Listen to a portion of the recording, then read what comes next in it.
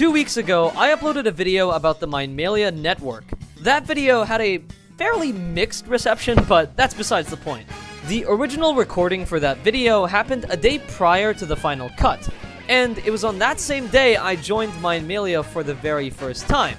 But just half an hour later, I suddenly found myself atop their daily leaderboard for Bedwars solos. After improving throughout the day, I finished my reign with exactly 50 wins. A count so high that it crushed every other daily leaderboard in the lobby and still hasn't been replicated until today. In this video, I'm going to explain everything that I learned working up to that point, how I beat the other leaderboard players in-game, and how you can possibly do the same thing. So subscribe if you enjoy. Now, I knew only two things going into this.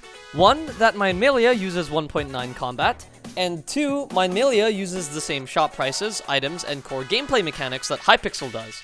Apart from this useful information, I was also confident in two areas.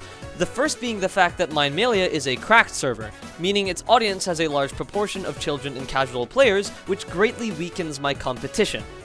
The second advantage being the fact that I already had lots of experience with hypixel Bedwars. Ergo, I already had a vague idea of what strategies to look out for, given that I was playing on a hypixel copy. From there, I was ready to begin my journey. My first area of focus was map layout. Because Minemalia has its own custom maps that I was unfamiliar with, I had to analyze and strategize for each one from scratch. Let's use Cave as an example. The first rush here is obvious, these two neighboring islands. Just by eyeballing things, it's easy to identify this as a very tight gap, definitely 16 blocks or less. With that in mind, the best rush strat would be to get 4 iron, buy 16 blocks, gain immediate height advantage with a vertical bridge, then ambush the first rush. After defeating them, bridge to diamonds or middle depending on my opponent's relative positions, and everything figures itself out from there. I had to do this for every map on the server, and that wasn't even the hard part. Keep in mind that at this point, I still didn't have the leaderboard on my mind. I was just trying to get comfortable enough so that I could showcase the server properly in my commentary video. Eventually though, I got tired of commentating and decided to take a short break.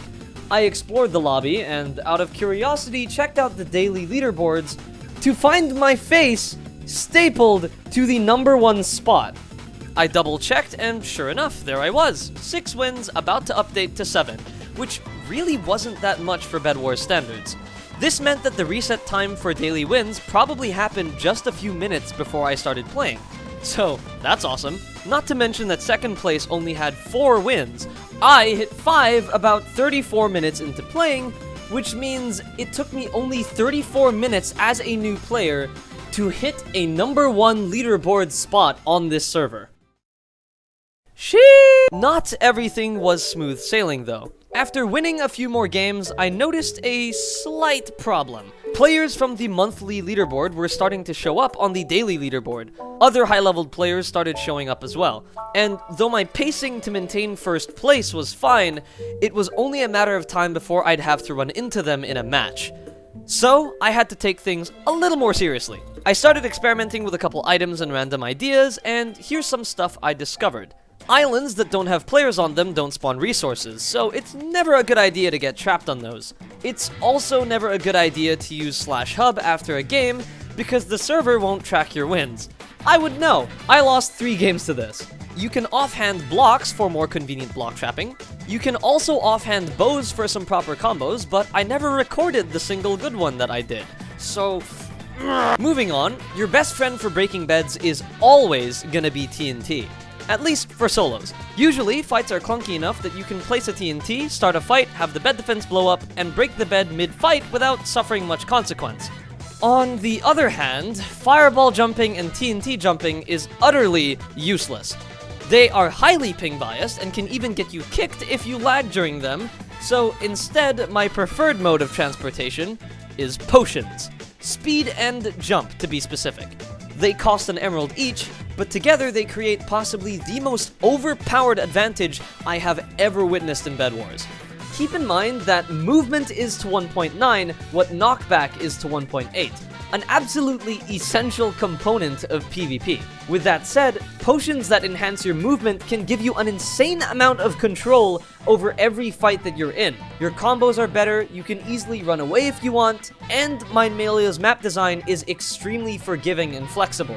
A single jump potion opens up dozens of escape routes everywhere. If there is any trick I would recommend over anything else in this video, it would definitely be learning how to use these potions correctly. And so, after all this learning, adapting, and practicing PvP, my day started looking a little something like this.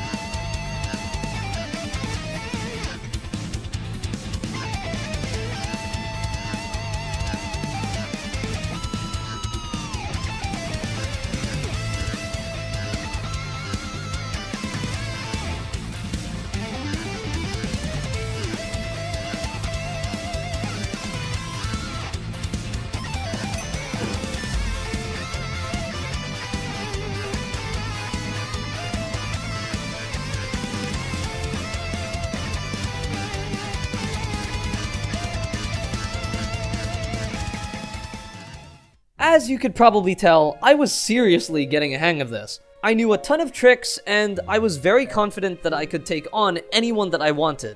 Unfortunately, my next opponent would be the ultimate test of that claim. This is Yusuf, who at the time was the #1 leaderboard player of the monthly board. I queued a game against him by pure coincidence, without even noticing that he was in my lobby. Things were about to get really nasty for me really quick.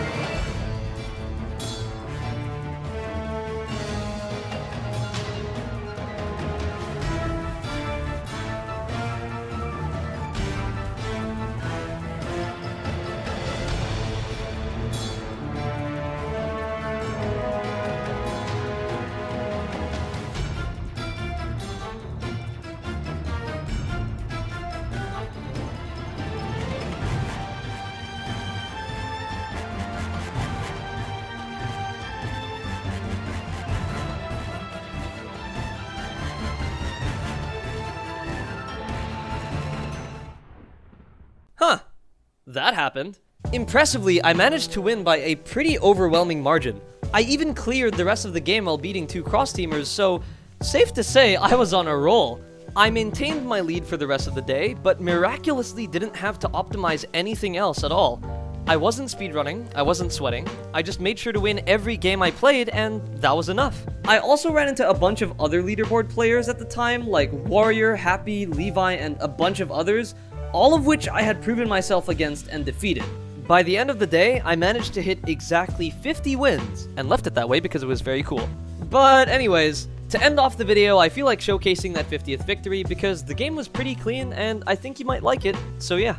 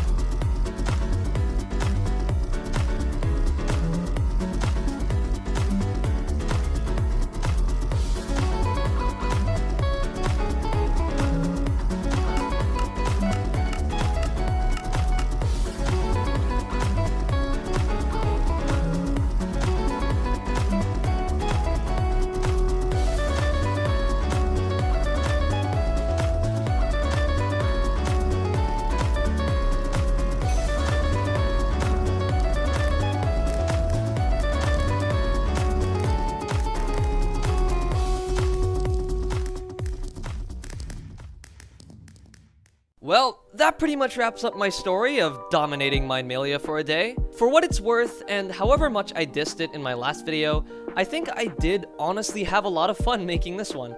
I think some of the maps are very well designed, and I love being able to choose your own team color, but still, I don't think I'm coming back to Minemalia again unless this video somehow blows up. Regardless though, thank you so much for making it to the end of the video. I hope you learned something neat, and cheers. I'll see you around.